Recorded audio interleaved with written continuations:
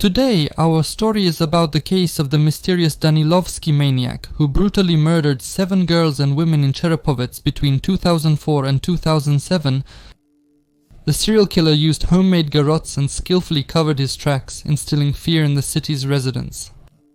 Authorities offered a 1 million ruble reward for assistance in apprehending the Danilovsky maniac. And the investigators checked 14,000 city residents for involvement in the murders, but so far they have not been able to catch the criminal. The Danilovsky maniac committed his first attack in February 2004. 17-year-old resident of Cherepovets, Vologda region, Maria Ostrovskaya, was planning to visit the family of her fiancé, who was serving in the army and often wrote her letters, which he sent through his parents. After leaving work for her lunch break at around 1400, Marina decided not to waste time and to take a shortcut. From the building located on Sovietsky Prospect, she walked through a vacant lot on Danilova Street. The street's name would later be used to refer to the maniac. The girl seemed to have no reason to be afraid. She was walking during daylight hours. However, Ostrovskaya never made it to her destination. Her parents became alarmed, worried that their daughter hadn't come home that evening. The Ostrovsky family contacted the police, but they were unable to find Marina right away. The girl disappeared without a trace. In August 2004, while the search for Marina was still ongoing, the city was shaken by terrible news. In the Pitinsky wasteland, the body of 19-year-old metallurgy college student Irina Popova was discovered. She was raped and strangled, and in early September, 22-year-old Tatiana Baiva was killed in the same way. The maniac attacked his victim behind the local art school when Baiva was returning home from a disco. 3 months later, on December 8th, the body of 17-year-old Tatiana Maximova was found in a vacant lot near the military commandant's office on Sovietsky Avenue, showing signs of rape and strangulation. The killer hid the victim under branches and leaves, covering her with snow on top. The Danilovsky maniac committed his next attack on June 26, 2005, when 31-year-old Lyudmila Miroshnichenko went missing. The woman, who lived in a house on Babushkina Street, was supposed to meet her friend on Parkovaya Street at 1 o'clock that day, but she never showed up. As with Ostrovskaya, Miroshnichenko's body was not found right away. Both victims were found after another brutal attack on July 14, 2005. Svetlana Stepanova was walking to the Sheksna River beach with her sister and a friend. When the group was walking through a vacant lot, the girl noticed that the strap on her sandal had come undone, and she stopped to fix the buckle. Her companions didn't wait for Svetlana and walked a little ahead, but when they turned around, they saw a terrifying scene. They witnessed a stranger pulling the girl into the bushes and began yelling. Frightened, the killer took the girl's life, threw her body, and escaped through the yard of the correctional school. Rushing to the bushes, Svetlana's friend and sister saw her bag with a swimsuit and a towel on the road.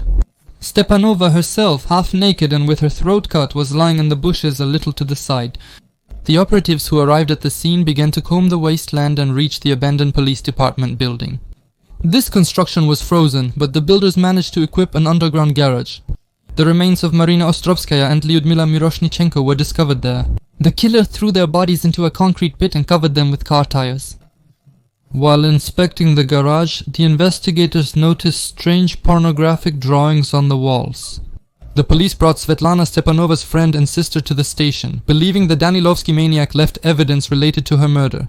The detectives hoped that the witnesses would be able to describe the appearance of the maniac, but they couldn't really remember the attacker's face and couldn't help the investigation in any way.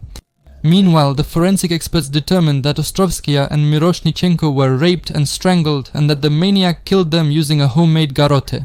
Genetic analysis confirmed that the same person was involved in the deaths of both victims. Investigators suggested that the Danilovsky maniac might have lived near the wastelands where the murders were committed. Detectives checked several dozen men living on Danilov Street. All suspects had their handwriting samples and blood taken for DNA analysis. In total, during the investigation, 14,000 residents of Cherepovets were checked for involvement in the murders. Several people were even detained as a result of the checks, but the Danilovsky maniac was not among them. We sent evidence for exams multiple times, but the process is long as the labs are in different cities.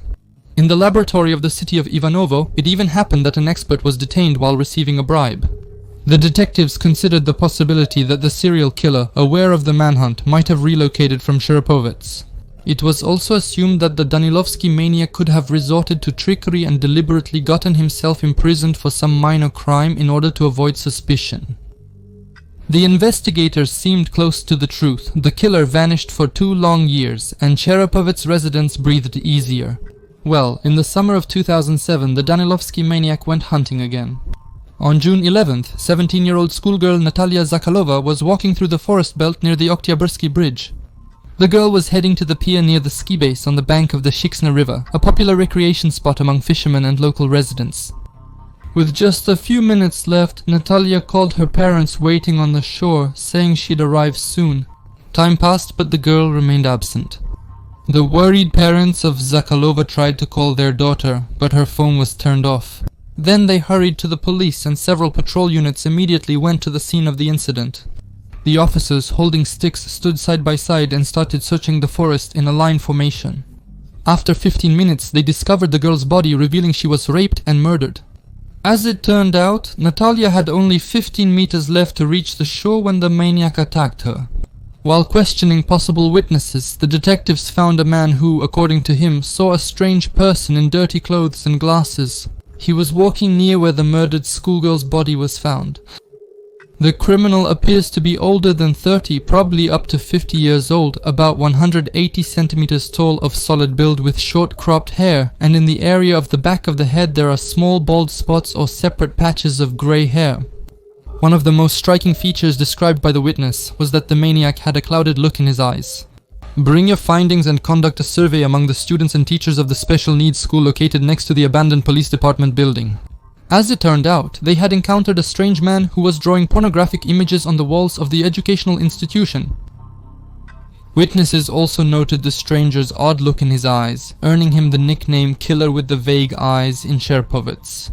However, the police did not rule out that the suspicious man seen at the scene of Natalia Zakalova's murder was just an ordinary vagrant who was walking through the forest belt looking for empty bottles. Be that as it may, based on the witnesses' statements, the police created a composite sketch of the suspect and plastered flyers almost all over Cherepovets, but it didn't help. The city administration's reward for help in catching the Danilovsky maniac was also ineffective. At first the authorities were ready to pay 500,000 rubles, but later the amount increased to 1 million. But this move only made the investigation more difficult. The police were flooded with calls and messages from citizens who desperately wanted the money but had no valuable information. According to the ex-head of criminal investigation in Cherepovets, the perpetrator could have been a visitor on a business trip who had already departed the city. We have his DNA, and bulletins about him have been sent all over Russia, but there has been no information that our criminal has shown up anywhere. Although, believe me, we did a lot of work to solve these crimes. We had information about the approximate age of the killer, and we also had some other operational data. By 2008, the number of volumes in the Danilovsky maniac's criminal case had reached 18, but he still couldn't be caught.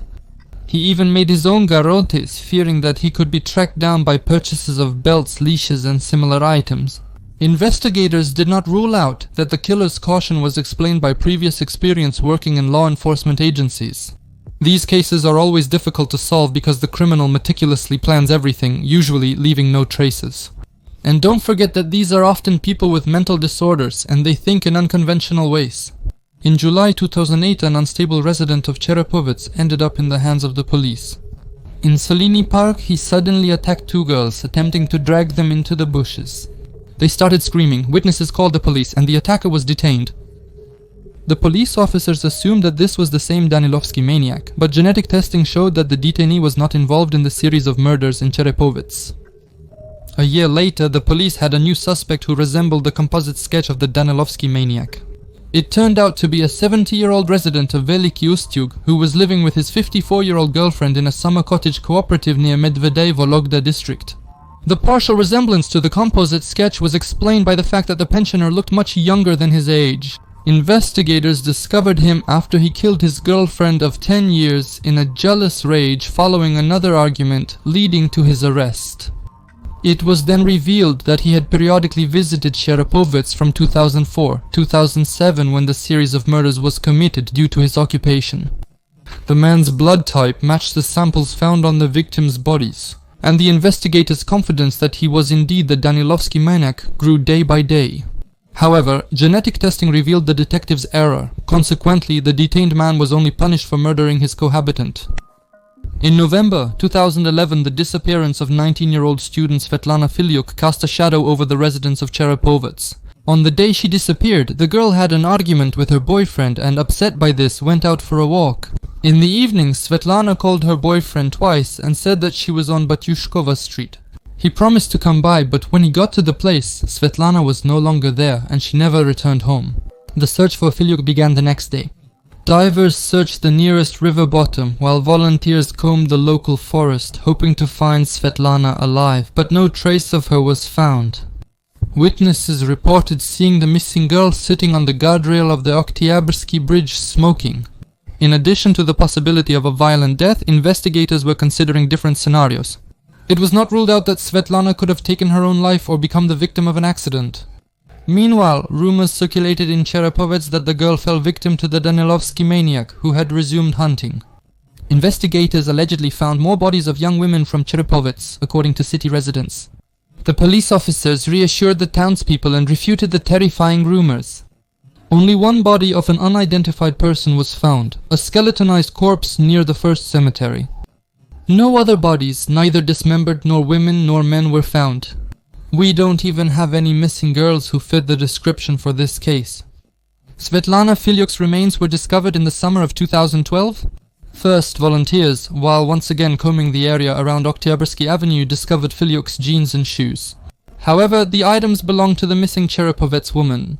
Searchers didn't immediately realize it, but soon after, volunteers found Svetlana's body in a shallow pit covered with aspen branches.